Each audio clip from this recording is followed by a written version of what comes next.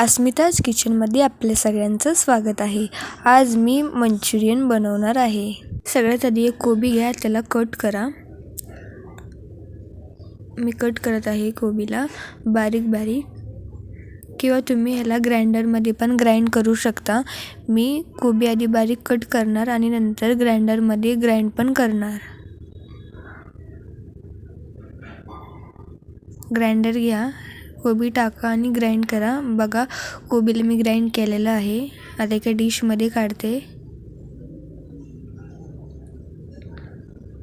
कोथिंबीर घ्या, कट करा बारीक। मिरची घ्या, त्याला पण बारीक कट करा। थोड्याच मिरच्या घ्या। नंतर लसूण अद्रक, त्याला पण बारीक कुटा खलबत्त्यामध्ये आणि एका डिशमध्ये काढा।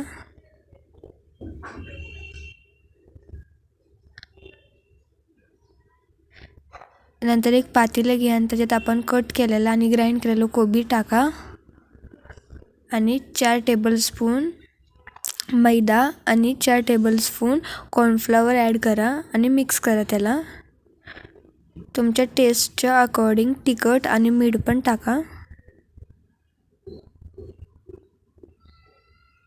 आता ह्यामध्ये आधी आपण लसूण अद्रकची पेस्ट, कोथिंबीर आणि मिरची टाकायची आहे कट केलेली।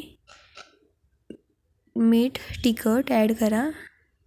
कढई घ्या, त्याच्यात 4 टेबल किंवा 5 टेबलस्पून ऑइल ॲड करा आणि आधी एक मंचुरियनचा बॉल टाकून बघा की तेल गरम झालं आहे का नाही समजण्यासाठी।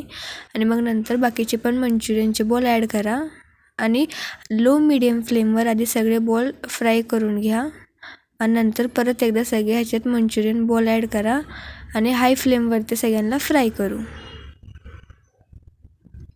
बघा, ते सगळे मंचुरियन बॉल ॲड करत आहे मी ह्यामध्ये आणि सगळ्यांना हाय फ्लेमवरती मी फ्राय करत आहे आणि एका डिशमध्ये काढा त्याला।